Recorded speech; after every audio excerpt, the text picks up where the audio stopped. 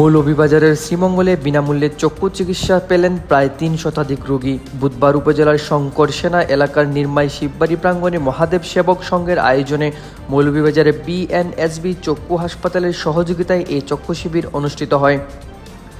নির্মাই শিববাড়ির সেবায়েত ও মহাদেব সেবক সংঘের প্রধান উপদেষ্টা ডাক্তার সত্যকাম চক্রবর্তীর সভাপতিত্বে চক্ষু শিবির উদ্বোধনী অনুষ্ঠানে অতিথি হিসাবে উপস্থিত ছিলেন শ্রীমঙ্গল পৌরসভার সাবেক মেয়র মহসিন মিয়া, উপজেলা বিএনপির সাবেক সাধারণ সম্পাদক ইয়াকুব আলী, শ্রীমঙ্গল পৌরসভার কাউন্সিলর আব্দুল জব্বার আজাদ, মহাদেব সেবক সংঘের উপদেষ্টা গৌতম সেন, সভাপতি জয়ন্ত কুমার দেবনাথ, সাধারণ সম্পাদক অজয় কুমার শর্মা প্রমুখ।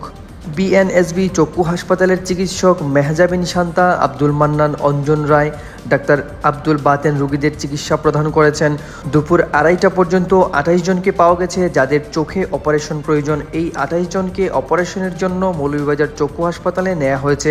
যাদের চশমা ও ঔষধ প্রয়োজন তাদের বিনামূল্যে সেগুলো বিতরণ করা হয়েছে। 25 সেপ্টেম্বর 2024 সাল বুধবার শতাব্দী প্রাচীন মানেশ্বরনাথ মহাদেব শিব মন্দির প্রাঙ্গণে মহাদেব সেবক সংঘের উদ্যোগে এবং মৌলভীবাজারের বিখ্যাত বিএনএসবি চক্ষু হাসপাতালের সহায়তায় তাদের বিশেষজ্ঞ চিকিৎসক কর্তৃক আজকে এখানে দিনব্যাপী চক্ষু শিবির অনুষ্ঠিত হচ্ছে। গত বছর প্রায় 1 বছর আগে এরকম আরেকটি ক্যাম্প এখানে আয়োজন করা হয়েছিল। তারই ধারাবাহিকতা আজকের এই ক্যাম্পটি। এটি সার্বিক ব্যবস্থাপনা রয়েছে মহাদেব সেবক সংঘ এবং সেবক সংঘের সদস্যরা স্ব-উদ্যোগে এই অনুষ্ঠানটির আয়োজন করেছেন।